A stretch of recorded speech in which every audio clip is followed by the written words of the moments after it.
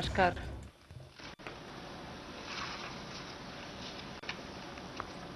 Today is the fourth day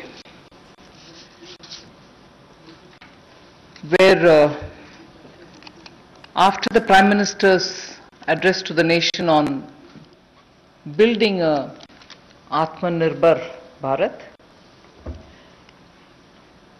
we have been announcing in several tranches the various steps that we want to take to give a stimulus, to help and to extend that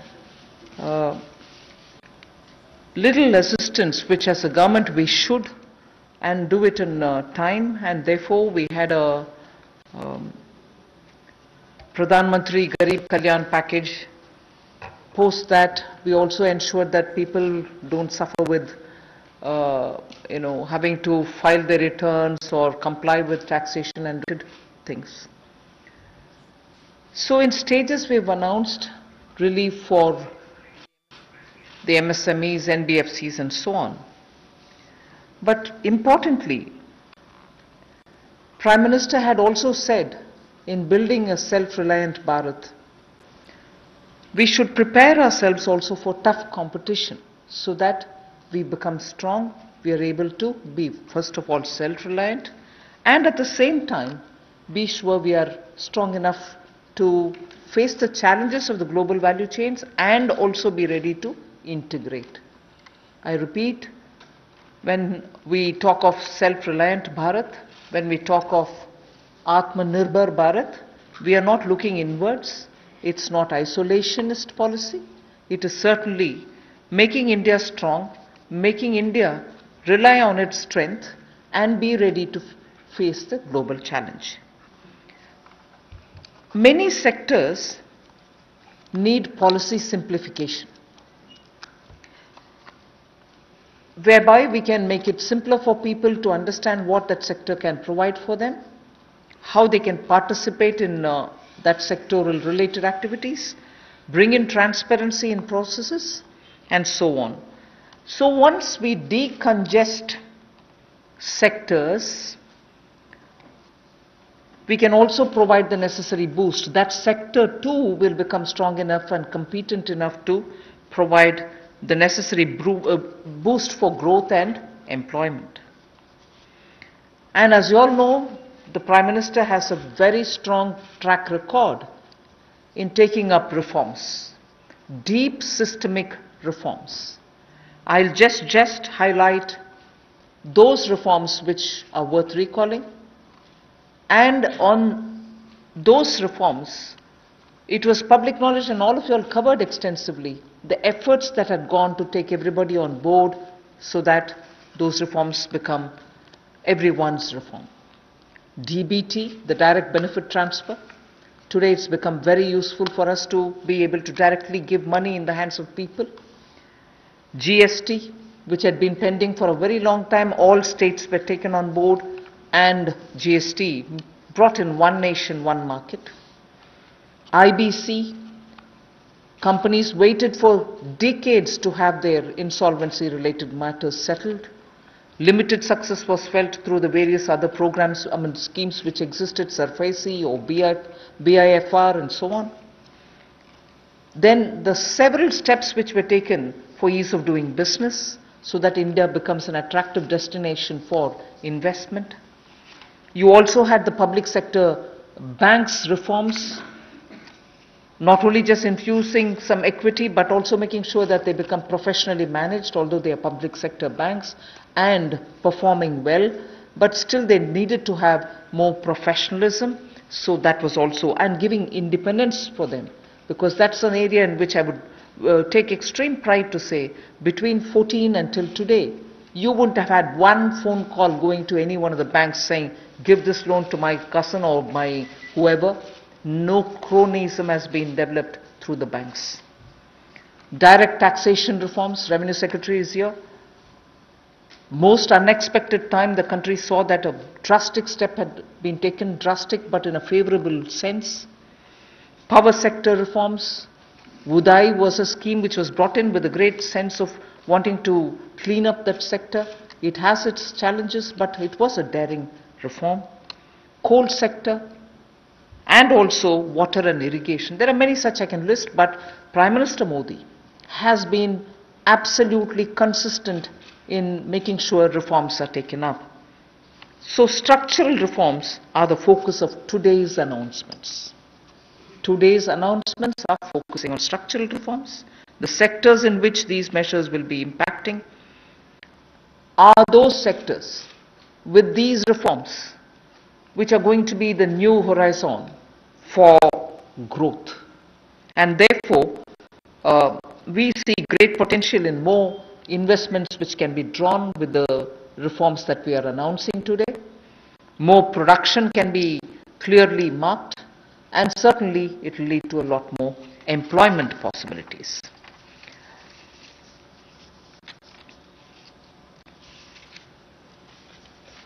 We can actually start off with some preliminary slides before I go into talking about today's announcements, which will explain all the steps that we've taken in the recent past to make sure that investment come into this country and also make India a far more business-friendly destination. Before I go into that, it is important for us to recall that steps which have been taken earlier have been announced variously at different times.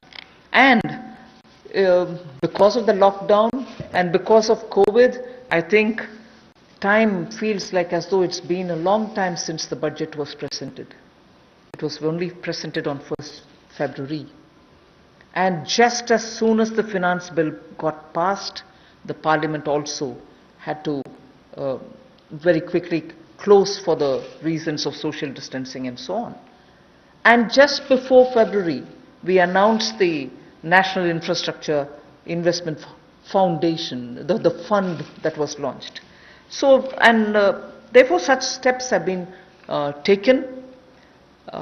Clearly these are the ones which are going to initiate a lot of things that we want to tell today, and also a lot of things that we want to do towards building an Atmanirbhar Bharat.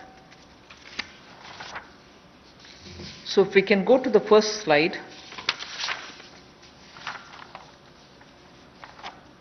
The policy reforms to fast-track investments. In the last couple of months, an empowered group of secretaries has been formed who also looked at project development, and project development cells were formed in various ministries. Ranking of states on investment attractiveness is also being worked out. This will make them compete for new investments. And promotion of champion sectors such as the solar PV manufacturing and so on, the advanced cell battery storage research, these kind of activities are also being given a priority. So for an Atmanirbhar Bharat and for Make in India, such steps are crucial, and we want to make sure that efforts which have been taken clearly give us the confidence that Make in India, which was launched at least 3 years back, as an initiative to change the mindset of people, to bring in new ways of doing business, to make sure that India becomes attractive on its strength, are all being received very well. So today, if I look at Make in India for Atmanirbhar Bharat, the foundation was laid earlier, and many investors have found that India's market, size of India's market, the aspirational middle class, the rule of law which prevails, and also making sure the talent pool which exists in India makes India an attractive destination for producing for India and also for producing in India and exporting from India. So that is exactly what has been shown here, and incentive schemes are being given for these champion sectors. So we need to clearly understand the purpose with which, when we talk of Atmanirbhar Bharat, it is on all these steps building India's strengths. The next slide would show you that attempts and also efforts have already started for upgradation of industrial infrastructure. I'm saying all this because the reform steps that I'm going to announce will have all these also having a play in the various steps that we are announcing. Upgradation of industrial infrastructure is something which we need to talk about afresh, although industrial infrastructure, industrial land banks, and also clusters have been recognized long time back. But they're all somewhat being utilized, many of them lying unutilized. So now using technology, we are making sure these land parcels are, through GPS, GIS mapping, are able to be identified, location cleared, their challenges being identified, common facilities which have to be created will all be done.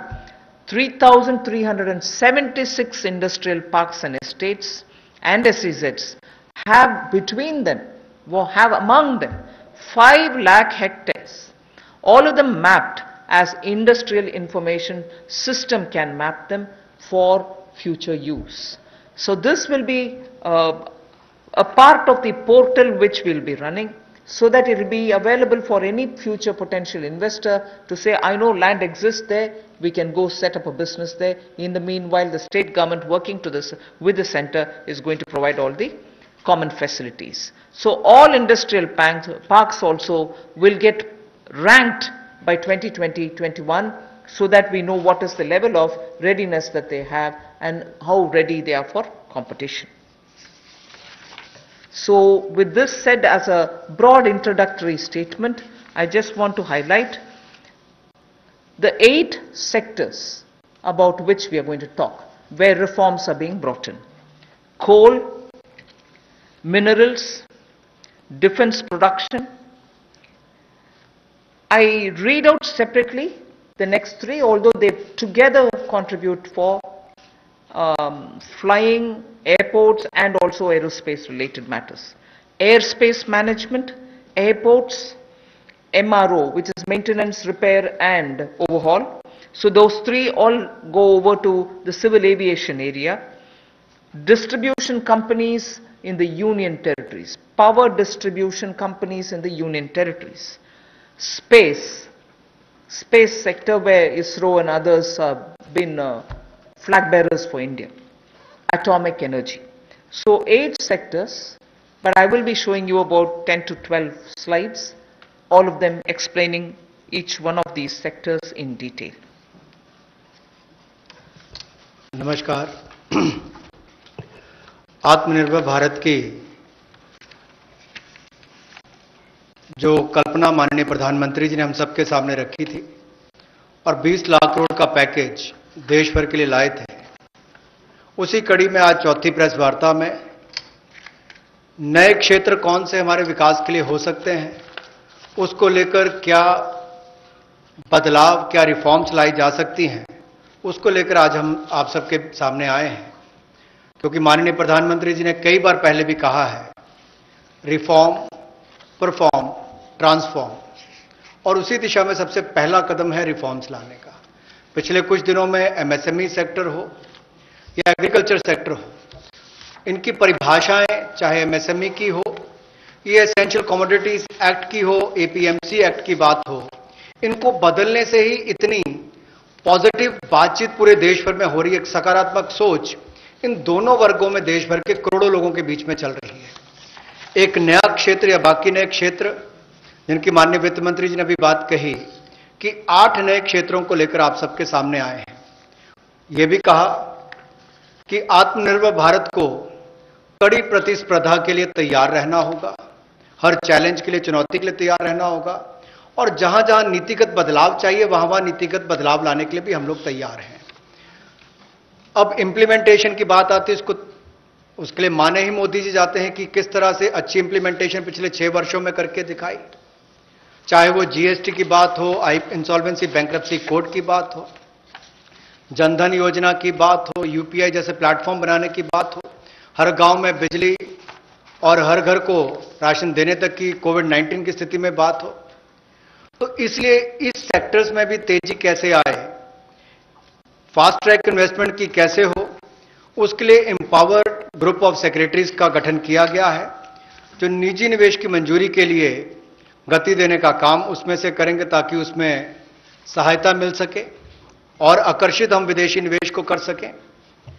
प्रत्येक मंत्रालय में project development cell बनेगा, जो ये तय करेगा कि किस क्षेत्र में निवेश आ सकता है, कौन निवेशक हो सकता है, इनसे बातचीत करेगा और राज्यों से और केंद्र से बात भी करेगा ताकि निवेश करने वाले को कहीं पर दिक्कत ना आए। एक तरह से हैंड होल्डिंग करने का काम यहां पर होगा। राज्यों की रैंकिंग भी होगी, उनकी कितनी अट्रैक्टिव पॉलिसीज है कि इन्वेस्टमेंट के लिए, यानी कि निवेश के लिए कितनी आकर्षित करने वाली उनकी योजनाएं हैं, उसके ऊपर डिपेंड करेगा उनकी रैंकिंग को। और नए चैंपियन सेक्टर्स को बढ़ावा देने के लिए, चाहे वो सोलर पीवी हो, इसकी मैन्युफैक्चरिंग की बात हो, या एडवांस सेल बैटरी मैन्युफैक्चरिंग की बात हो, इसके लिए भी जो भी इंसेंटिव देने होंगे वो भी हम लेकर आएंगे ताकि इन क्षेत्रों में भी बढ़ावा, ऐसे और कई क्षेत्रों में भी बढ़ावा मिल सके जो नए चैंपियन सेक्टर्स हैं। अब इंडस्ट्रियल इंफ्रास्ट्रक्चर की अगर बात करें, औद्योगिक बुनियादी ढांचे में उसके उन्नयन के लिए इस योजना को लाया गया है ताकि देश भर में जो लगभग 3,376 industrial park, industrial estate, SCZ, ये लगभग 5 लाख हेक्टेयर्स में फैले हुए हैं और इन सब की जानकारी आपको औद्योगिक सूचना प्रणाली यानी कि आईआईएस पर मिलेगी, जिसकी जीआईएस मैपिंग की जाएगी ताकि निवेश करने वाले को कोई दिक्कत ना हो। जो उसको बाद में दिक्कत आती थी जमीन से जुड़े मुद्दों को लेकर, वो भी दूर होगी। जमीन की उपलब्धता भी 5 लाख हेक्टेयर के लगभग जो इंडस्ट्रियल हमारे स्टेट्स हैं या हमारे पार्क्स हैं उनमें भी जो होगी उसमें उनको लाभ मिलेगा। और इसीलिए इस योजना में बदलाव भी लाया गया है। इसको मिशन मोड पर, चैलेंज मोड पर किया जाएगा ताकि ज्यादा से ज्यादा निवेशकों को जमीन जल्द से जल्द उपलब्ध राज्यों में करवाई जा सके और इसके लिए कनेक्टिविटी में भी सुधार होगा और कॉमन इंफ्रास्ट्रक्चर जो है उसमें भी अपग्रेड करने का काम किया जाएगा। The first of the 8 sectors that I want to speak about is coal. There are 4 slides all speaking about the various steps, but I will run through about all the 4, even though the sequencing may be a bit different. We are bringing in commercial mining in coal sector. You know, coal, as all of you all know, coal is a government monopoly. That government monopoly is what is now being removed. Commercial mining of coal on a revenue sharing basis would help more coal availability and also more coal availability at market prices. So this will be far more efficient and more people can get to using it. Liberalized entries will be allowed for people to participate for a range of coal blocks, and for those who produce well before the deadline, incentives also will be given.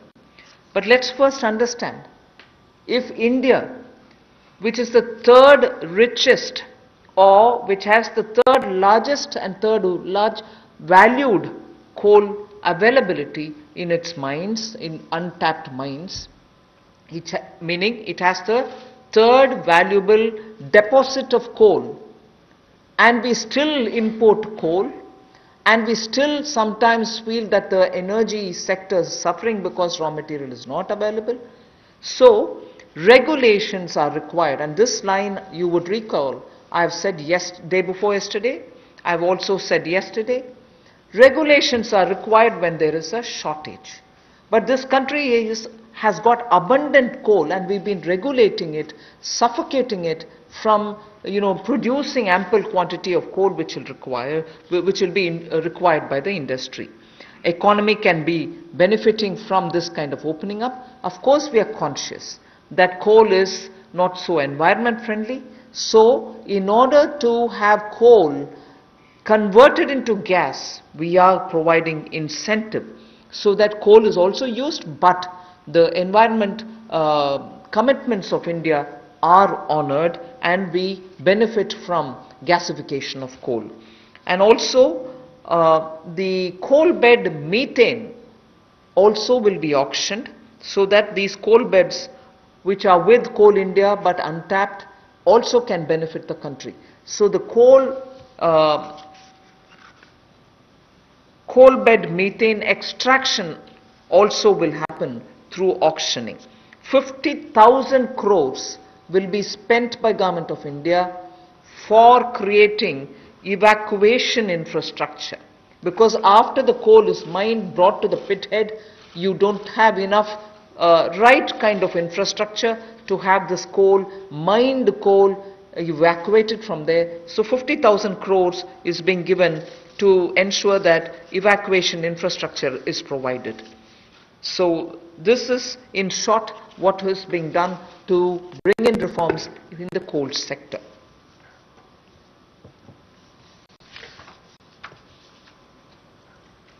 कोयला उत्पादन के क्षेत्र में आत्मनिर्भरता हमारी कैसे बने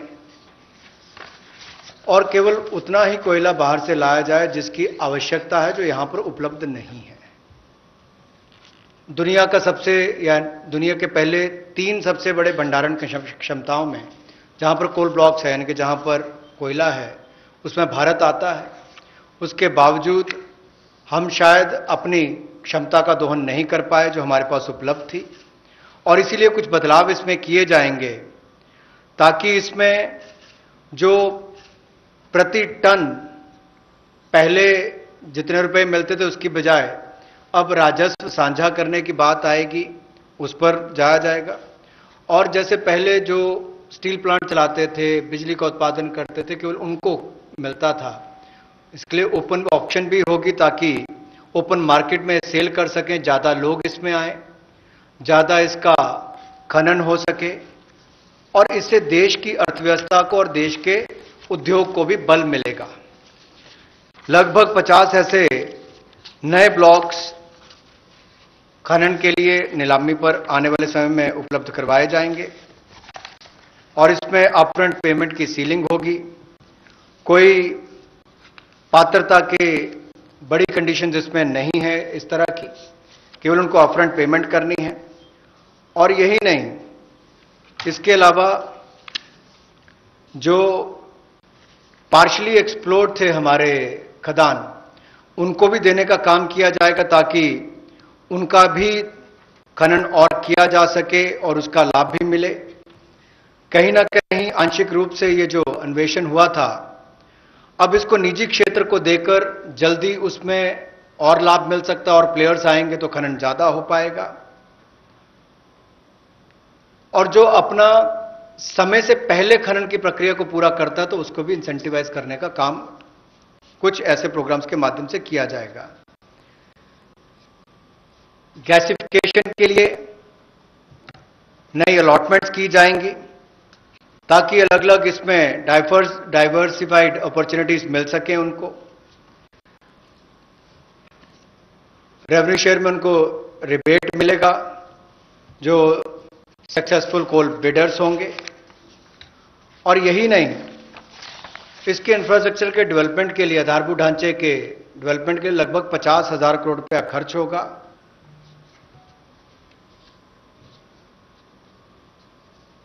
और ये जो कोल इंडिया लिमिटेड की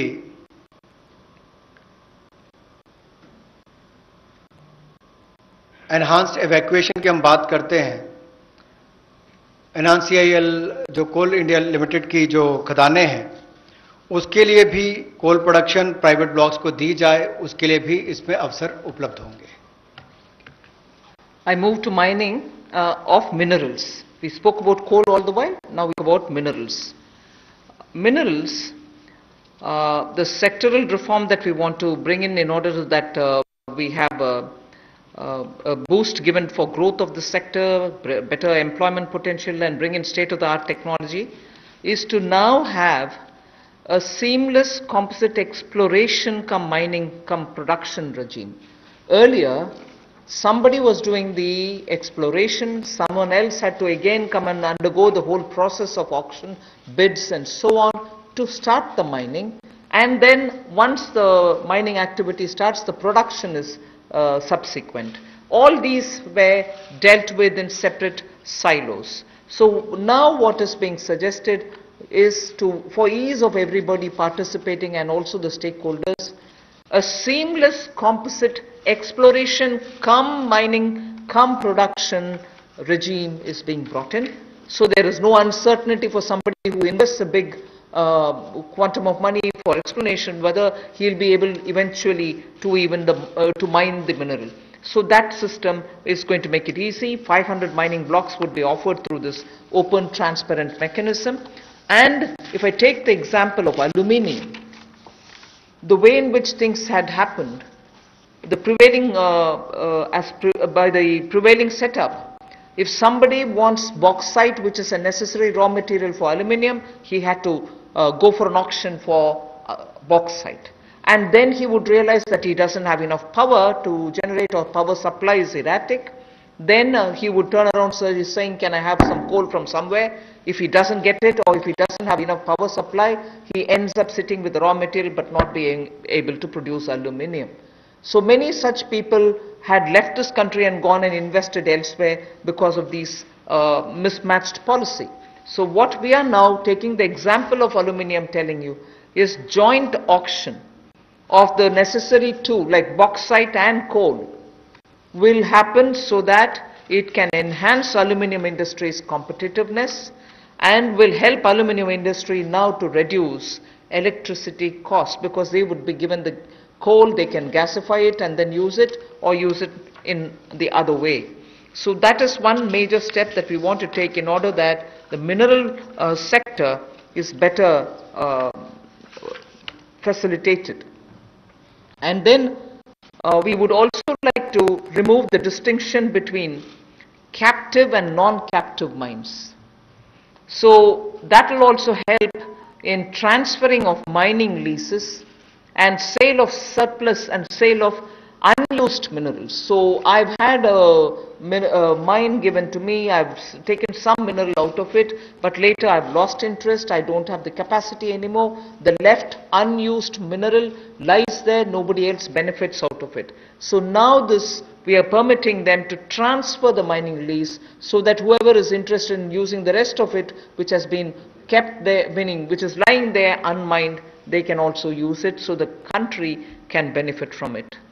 Then the Ministry of Mines is in the process of developing a mineral index for different minerals. The process is ongoing.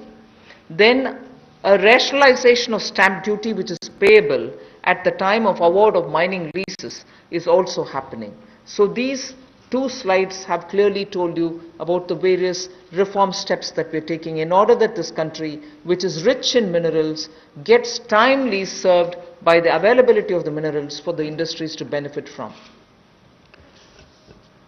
जहां कोयले वाले में पहले पार्शली एक्सप्लोर्ड ब्लॉक्स, इनकी भी ऑक्शन करने की ऑप्शन दी जाएगी ताकि उसकी एक्सप्लोरेशन भी हो सके और उसकी प्रोडक्शन से भी उसका लाभ लिया जा सके। इसमें प्राइवेट सेक्टर की पार्टिसिपेशन को बल मिलेगा और इससे इस क्षेत्र को बढ़ावा मिलेगा। गैसिफिकेशन की जो बात की गई, इससे भी एक डाइवर्सिफाई करके क्लीन फ्यूल की तरफ जाने की बात अगर हम करें तो उसका भी लाभ मिल पाएगा। और इसमें भी लगभग इंफ्रास्ट्रक्चर की डेवलपमेंट के लिए 50,000 करोड़ रुपया का खर्च होगा। और यही नहीं, जो कन्वेयर बेल्ट वगैरह बनानी है रेलवे तक जाने के लिए, रेल हेड तक जाने के लिए 18,000 करोड़ रुपए का निवेश उसके ऊपर भी होगा, तो वो भी एनवायरमेंट फ्रेंडली उस तरह के कदम उस पर उठाए जाएंगे, इससे भी उसको बल मिलने वाला है। और कोयले के क्षेत्र में एक बड़ा कदम है। कोल बेड मीथेन की जो बात करते हैं, उसकी एक्सट्रैक्शन के लिए भी उसमें उनको अधिकार दिए जाएंगे। और ईज ऑफ डूइंग बिजनेस में उसमें भी इसकी सिंप्लीफिकेशन और की जाएगी ताकि माइनिंग प्लान को छोटा किया जा सके और 40% इसमें ऑटोमेटिक जो इंक्रीज है वो एनुअल प्रोडक्शन में देने का अवसर मिलेगा। और कंसेशन कमर्शियल टर्म्स में कहा जाए तो लगभग 5,000 करोड़ के इसमें वो भी होंगे। यही नहीं, इसके अलावा जो मिनरल सेक्टर में, खनिज क्षेत्र में आपने जो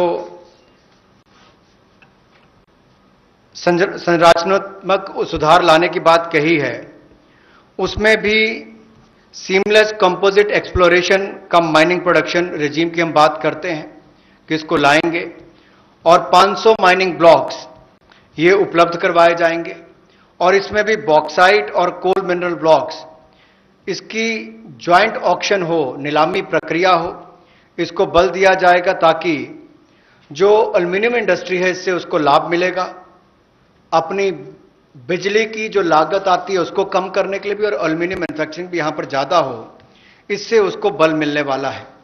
इससे जो हमारे खनन में उसको भी वृद्धि मिलेगी और रोजगार सृजन भी होगा और state of the art technology का भी इसमें उपयोग हो पाएगा। जी, मिनरल इंडेक्स बनाने की एक बात हमने यहां पर की है जिसको डेवलप किया जाएगा और स्टैंप ड्यूटी को रैशनलाइज किया जाएगा उस समय जब वो अवार्ड की जाएगी माइनिंग लीसेस, उस समय उनको कर दिया जाएगा। We now move over to talking about defense production.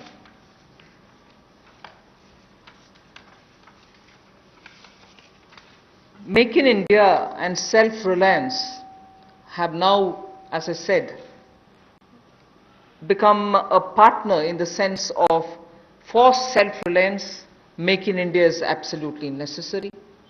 And particularly when you're talking about critical industries like defense, we need to be self-reliant where we really can be. Of course, armed forces require best of equipments. They need some of the latest technology-driven equipments. Some high-tech equipments are required which have to be imported. They can be imported. And it continues. We are seeing very good latest weaponry coming also. But some of those which are being produced in India can be bought in India, and therefore we have now come to a conclusion that we shall notify. This is done with the consultation with the Department of Military Affairs. We shall notify a list of weapons and platforms which shall be not allowed for import, but we shall have them bought from India. So the import of this listed set of equipments shall not be allowed. They shall be banned. And every year this list will be increased because more capacities which come to be recognized, which meet the standards, which meet the defense standards, will be obtained from India. As they say, the defense is general staff qualitative requirements. The GSQRs for weapons and platforms will all be honored, but those list of items which get notified can only be purchased from India. Indigenization of some imported spares will also be given priority.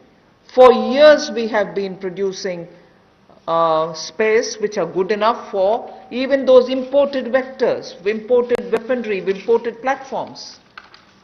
Unless we are able to do that, the spares are also something which India probably can produce but are getting imported. So indigenization of imported spares. Then for all this, a budget provision, a separate budget provision will also be given for domestic capital procurement. So this is going to be something with which the defense can make sure that their import bill can come down. This is done in consultation with the Department of Military Affairs, and this will be an important step towards making sure that Indian producers of defense equipments which are absolutely meeting with the standards which the armed forces would want will be purchased from India. The next step in defense production related reform is to improve the autonomy, accountability and efficiency in ordnance supplies which are being made by the ordnance factories. And for this, we intend to corporatize ordnance factory boards. I like to emphasize here, corporatization is not privatization. It doesn't mean that the ordnance factory boards are going to be privatized. No, they're not being privatized. But corporatized they will be. We want them to be better managed. We also eventually hope that they will get listed in the stock market. Ordinary Indian citizens can also buy shares in them. And through that we expect that the ordnance factory boards and their processes, decision making, output, performance, all of them will be transparent for the Indian citizens. So ordnance factory boards will be corporatized, not privatized. I want to underline that, and I want media friends to please differentiate between corporatization and privatization. The next set of things about defense production is that FDI limits are being raised from 49% to 74%. Of course, it will have the security clearances and everything else, as always. And then we'll also have a mechanism established so that time-bound defense procurement processes happen. There will be a project management unit set up. Support will be given for contract management purposes. Then as I said earlier, a realistic setting for the general staff qualitative requirements, the GSQRs as they're known, of weapons and platforms will be made, because sometimes unrealistic quality requirements are established and quite a lot of time is spent in searching for suppliers who will meet all those requirements. You end up with just one supplier, and just buying it from one supplier is not permitted, and then you do the entire circle all over again.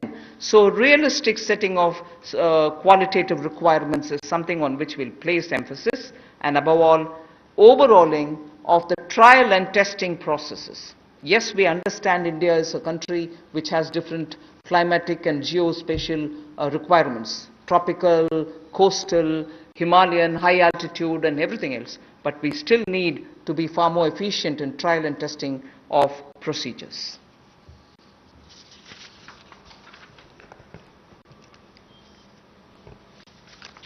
रक्षा उत्पाद में आत्मनिर्भरता लाने के लिए make in India को बल देना बहुत आवश्यक है, और पिछले 3 वर्षों में बहुत सारे क्षेत्रों में भारत में इस दिशा में कदम उठाए गए, और रक्षा उत्पाद के लिए मेक इन इंडिया को बल देना और आत्मनिर्भरता लाना इस दिशा में कदम है। वेपन्स की लिस्ट को नोटिफाई किया जाएगा, प्लेटफॉर्म्स की लिस्ट को नोटिफाई किया जाएगा, और उन पर बैन लगाया जाएगा इंपोर्ट के लिए।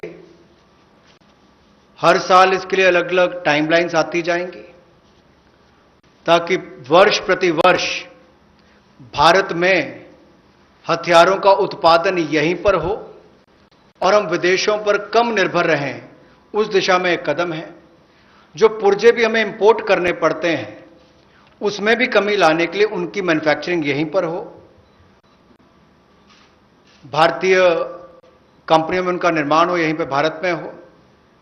और यही नहीं, इसके लिए सेपरेट बजट का प्रावधान भी किया जाएगा, जो डोमेस्टिक कैपिटल प्रोक्योरमेंट है उसके लिए। और इससे हमारे डिफेंस इंपोर्ट बिल में भी एक भारी कटौती होगी, लेकिन जिसका सीधा लाभ भारत में बनाने वाली उन कंपनियों को मिलेगा जो हिंदुस्तान के सैन्य की एक आपूर्ति करेंगी। और इसी दिशा में ऑटोनॉमी लाने के लिए और ज्यादा जवाबदेही, अकाउंटेबिलिटी तय करने के लिए और कामकाज में एफिशिएंसी लाने के लिए ऑर्डिनेंस सप्लाईज जो हैं, जो हमारी कॉरपोरेशन हैं, जो हमारे ऑर्डिनेंस फैक्ट्रीज हैं, उनका कॉर्पोरेटाइजेशन यानी कि निगमीकरण करने की हम बात कर रहे हैं। और निगमीकरण और निजीकरण में बहुत अंतर है। ऑर्डिनेंस फैक्ट्री बोर्ड का निगमीकरण होगा ताकि उनके कामकाज में और सुधार हो, बेहतर प्रोडक्ट बन सकें, सेना को और अच्छे हथियार मिल सकें, दुनिया भर के देशों पर हमारी निर्भरता कम हो, हिंदुस्तान के अंदर और रोजगार पैदा हो सके, कंपनियों को लिस्टिंग कराकर उनकी भी क्षमता बढ़ाने का काम किया जा सके, कुल मिलाकर पारदर्शिता और बेहतर प्रदर्शन की ओर हम आगे बढ़ सकें। इसलिए निगमीकरण करना बहुत आवश्यक है। इसलिए ऑर्डिनेंस फैक्ट्री बोर्ड का निगमीकरण किया जाएगा। और दूसरा रिफॉर्म्स, जहां एफडीआई लिमिट है डिफेंस मैन्युफैक्चरिंग के क्षेत्र में, वो स्वचालित प्रत्यक्ष विदेशी निवेश के लिए 49% से बढ़ाकर 74% कर दी जाएगी। यानी कि automatic defence route, automatic FDI का जो रूट है उसके लिए 49% से 74% उसको कर दिया जाएगा लिमिट को। और time bound defence procurement process हमारा हो, इसके लिए त्वरित फैसले लेने का भी काम किया जाएगा। अनुबंध प्रबंधन के लिए प्रोजेक्ट मैनेजमेंट यूनिट का गठन किया जाएगा। और जो जीएसक्यूआर्स हैं वेपन्स और प्लेटफॉर्म्स की, उसको भी व्यवहारिक बनाने का काम किया जाएगा। और जो हमारे प्रशिक्षण की प्रक्रियाएं हैं जिसमें बहुत लंबा समय, कई बार वर्षों तक लग जाते हैं, उसका जीर्णोद्धार भी किया जाएगा ताकि उसमें कम समय लगे और जल्दी प्रोक्योरमेंट करने का, ताकि टेस्टिंग समय पर हो जाए, ट्रायल्स हो जाए और हम समय पर उनका ऑर्डर कर सकें। The next three relate to civil aviation. I'll be fairly speedy about them. One relates to airspace management. The next relates to PPP and airports which are being given for management and maintenance. Then MRO hub. The three are put together relating to civil aviation. The first is the airspace management. Just to give you a background, only about 60% of the Indian airspace is freely available. And that's because airspace is fairly restricted for its use for civil purposes and defense purposes. This means that all these years, all these decades, we have been flying to some most destinations, not through the shortest route, but slightly longer routes, which means you're having more time in the air. This actually has to be rationalized. Optimum utilization of airspace is best, because after all the fuel spent is also something which we import. Huge bill goes for that. Finally, the customer ends up paying more price for the flying, and for pilots it's a extra hour of flying or half an hour of flying. Above all, if we are able to optimally utilize the airspace and reach quickly, every one of our time is saved, and therefore now rationalization is going to happen. We will be able to get to our destination at the shortest possible time, thus saving travel time, thus saving fuel, thus saving also the pilot's flying time. This is an environment-friendly step, but having very big implication on India's fuel import bill, and also for civil aviation, which in India has biggest potential in growth. Civil aviation is up for a big leap.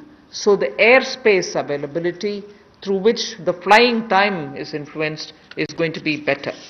That is one. The second that I'd like to tell you about is 6 more airports are for auction, and the Airports Authority of India shall do it on public-private basis, PPP basis. Additional investments also are likely to happen by private players in about 12 airports which they are already holding, for better world-class facilities to be brought in. So majorly airports in India will become far more with better facility and customer experience.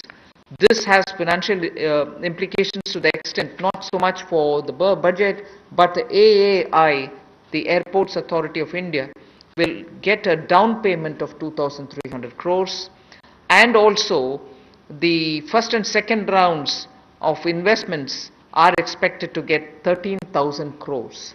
So this is one step which will at a time increase better facilities and also make our airports a lot more worthy experience for the passengers. The third in this, because it's all pertain to civil aviation, is making India an MRO hub. This was mentioned also in the budget. Maintenance, repair and overhaul of aircrafts is a big business. Most of the Indian aircrafts themselves go abroad to do their repair works, spend on parts there, and also come back for after the overhaul to India. But maintenance and repair and overall, India has all the capacities, manpower skills required, soft skills required, and also India can then be the center for many of the flights which go towards Southeast Asia, long distance to Australia, similarly westwards also. If we make sure that MRO's ecosystem is created in India, for which the tax regime has already been altered so that it favors setting up MRO in India, this is a major step that we want to make sure that India benefits from. And in this, not just civil aircrafts, but also defense aircrafts can also be benefiting from the MRO, which if we make India as a huge hub. Maintenance cost for all airlines will come down, and that again will have a ripple effect on the passengers. The travelers can probably pay less after that. So these are three put together reforms for the civil aviation sector. Civil aviation sector को लेकर जो 3 बड़े कदम हैं, हम सबको पता है समय की बहुत कीमत है और हर व्यक्ति के समय को बचाने का प्रयास किया जाए। इसके लिए हवाई क्षेत्र में, यानी कि जो हवाई जहाज से उड़ते हैं उनके लिए अगर कुल मिलाकर देखा जाए तो मात्र 60% भारतीय हवाई क्षेत्र जो है वो नागरिक विमानों के लिए उपलब्ध है। इसलिए भारतीय नागरिक विमानों को लंबे रास्ते लेने पड़ते हैं, जिसमें लोगों का समय भी जाता है, फ्यूल भी ज्यादा कंज्यूम होता है। अब भारतीय हवाई क्षेत्र की इस पाबंदी को और सरल और जो हम सुगम बनाएंगे, जिससे नागरिक विमानों के लिए कम समय लगेगा और वो ज्यादा दक्ष बन सकेंगे। मिलिट्री अफेयर विभाग के साथ समन्वय करके इसको 2 महीने के अंतर्गत सुलझा लिया जाएगा और अवसर उपलब्ध करवाए जाएंगे।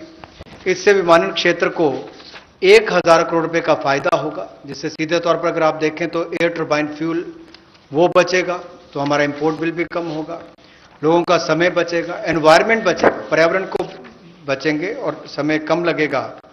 ये एनवायरनमेंट फ्रेंडली इनिशिएटिव भी हमारा है और एयर स्पेस की मैक्सिमम यूटिलाइजेशन भी हो सकेगी। दूसरा, हवाई अड्डों पर अच्छी सुविधाएं और कैसे मिले, इसके लिए वर्ल्ड क्लास एयरपोर्ट्स पीपीपी के माध्यम से, प्राइवेट पार्टनरशिप के माध्यम से कैसे हो। एयरपोर्ट अथॉरिटी ऑफ इंडिया ने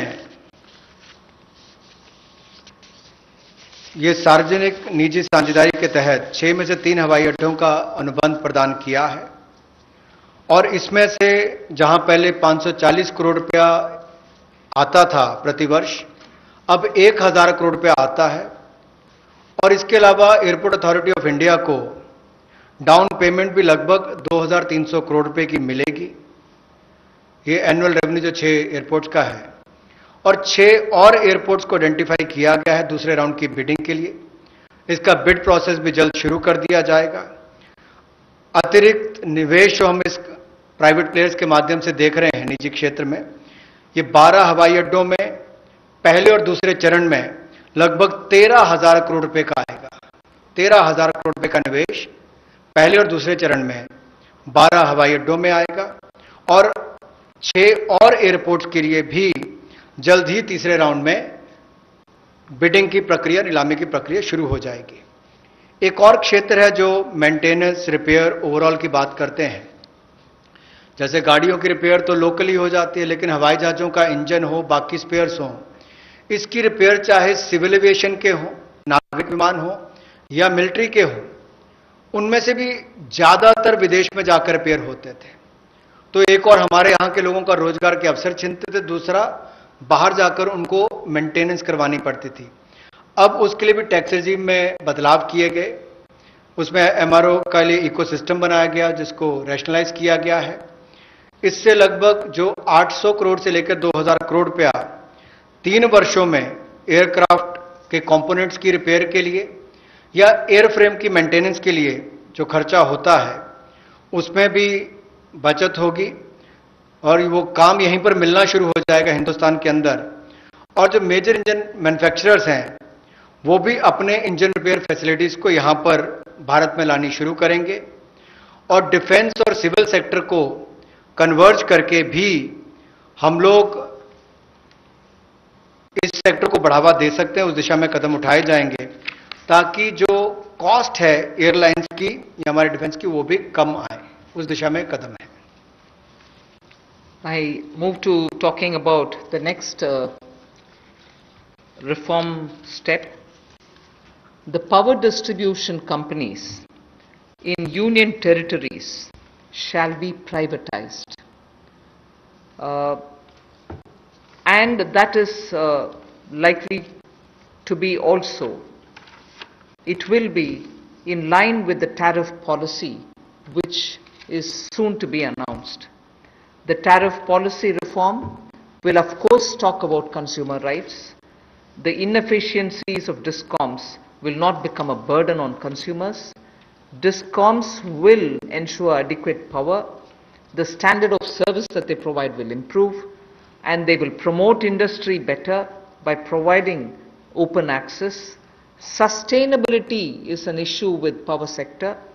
We want to be sure that timely payments to the GENCOs happen. You are aware that 90,000 crores have been given this time because DISCOMs were not able to pay or service their dues to the GENCOs. Such disruptions or ups and downs should be avoided, and DBT also for subsidy receiving beneficiaries will be given directly, and smart prepaid meters will be set up, about which I had mentioned in the budget also.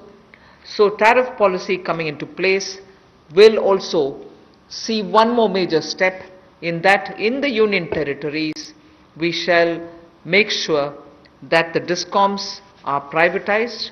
Suboptimal performance of power distribution and supply can never be in favor of the customer.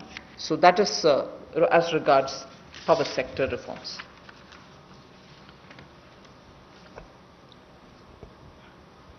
विद्युत के क्षेत्र में कुछ बदलाव किए जाएंगे, जहां पर सबसे पहले तो उपभोक्ताओं को उनके अधिकार, पर्याप्त बिजली मिलेगी और अप्रभावी बिजली कंपनियों का जो नुकसान है वो हमारे उपभोक्ताओं को नहीं झेलना पड़ेगा।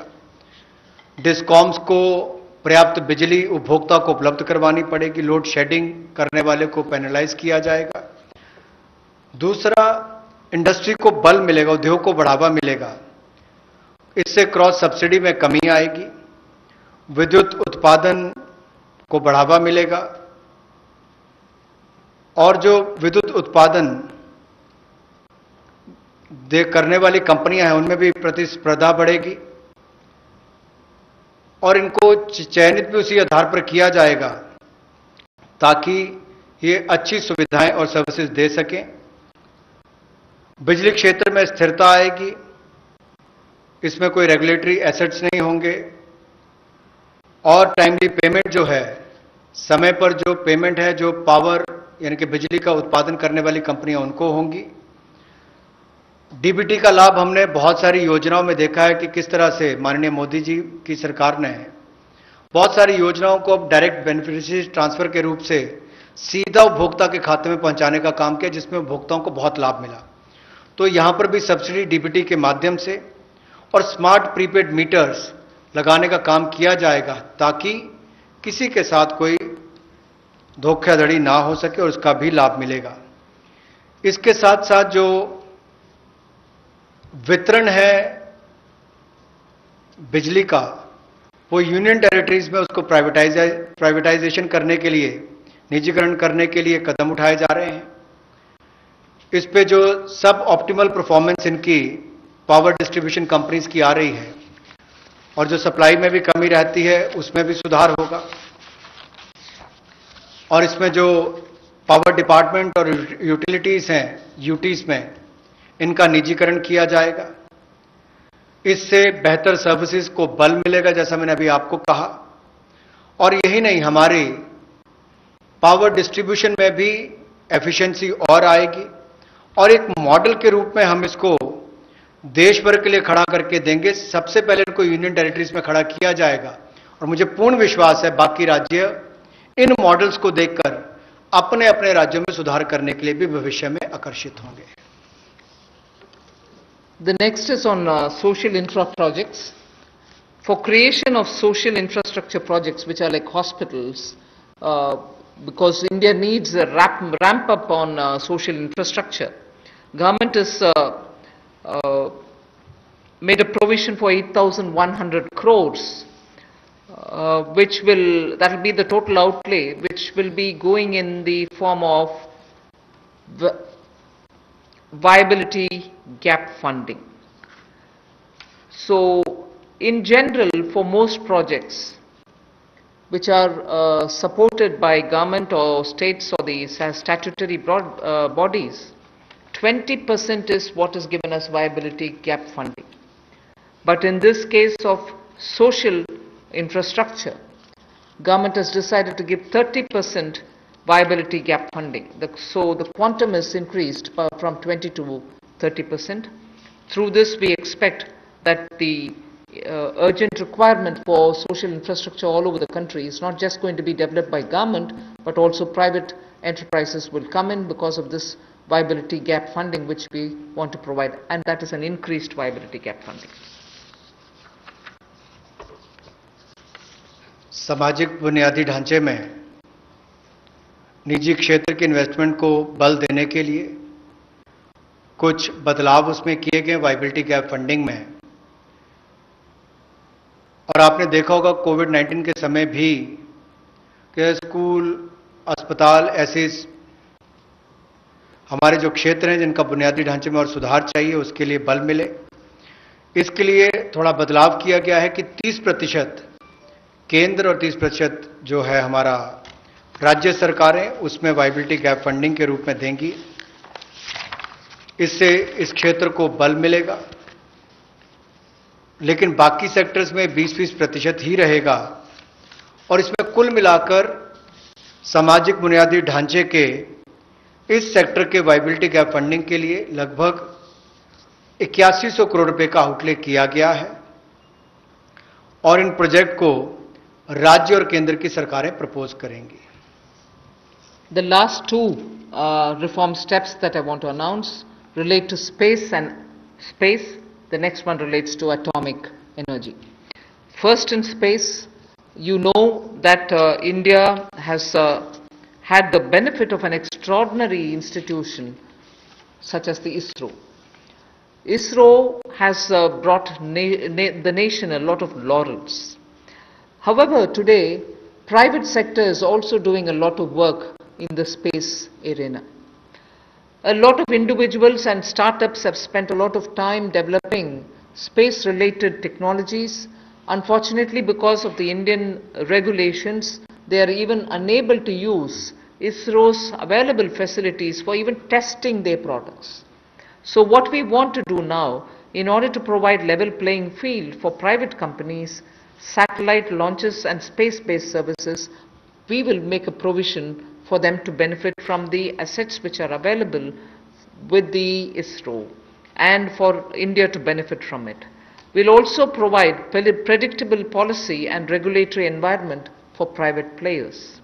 We want them to be co-travelers with us, and therefore private sector is being encouraged. And also for future projects for planetary explorations and outer space travel, it will also be open for private sector. So in short, private sector is being given a good access to this space area where both government and private sector can work for a better Atmanirbhar Bharat. Another important aspect is there's a lot of geospatial data in India for Indians, particularly like startups which are looking at doing a lot of irrigation work, drought-prone area development work, groundwater work. They don't most often get the data within India. They go getting it from abroad, data about India, paying through their nose for some good work that they do for India itself. So a liberal geospatial data policy is something which we like to work, and we want to provide remote sensing data to tech entrepreneurs, but of course with a lot of sense of caution, because this is a very sensitive area. We want to also give the benefit and the advantage to the Indian startups who are also doing pioneering work. अंतरिक्ष के क्षेत्र में भारत ने बहुत अच्छा काम पिछले कुछ वर्षों में किया है।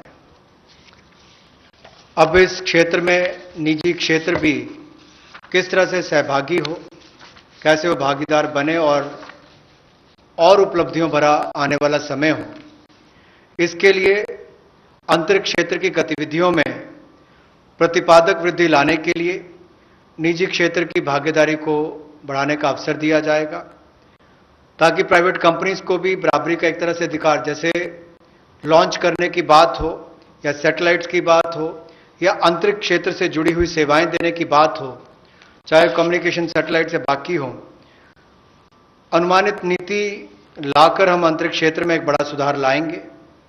और यही नहीं, निजी क्षेत्र की कंपनियों को इसरो की सुविधाएं या जो एसेट्स हैं उनको इस्तेमाल का प्रावधान करेंगे, ताकि वे अपनी क्षमता बढ़ा सकें और उपलब्धियों भरा हमारा आने वाला समय अंतरिक्ष के क्षेत्र से जुड़ी हुई, चाहे वो सेवाएं हो या खोज हो, उससे जुड़ने के लिए हो।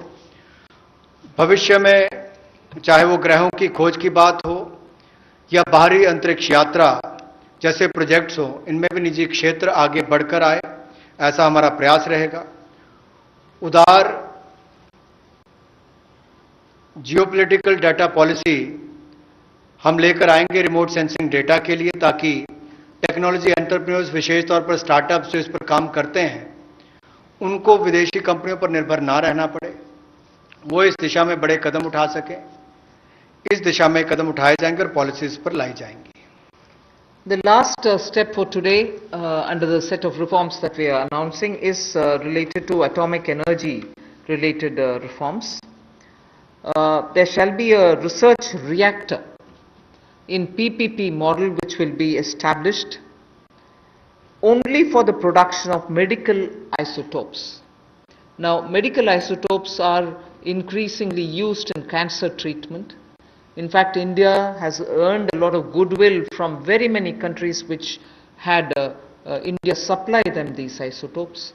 So, absolutely for promoting welfare of humanity through affordable treatment for cancer and other diseases, we shall be establishing a research reactor in PPP mode, and that will produce medical isotopes. The next is establishing facilities in, again, PPP mode. Atomic energy is completely with the government, but here are the ways in which we are bringing in the PPP mode, establishing facilities in PPP mode to use irradiation technology, the radiation technology, for food preservation. Radiation technology, as you know, at one point in time the government also was discussing it, and a lot of you all were asking us questions.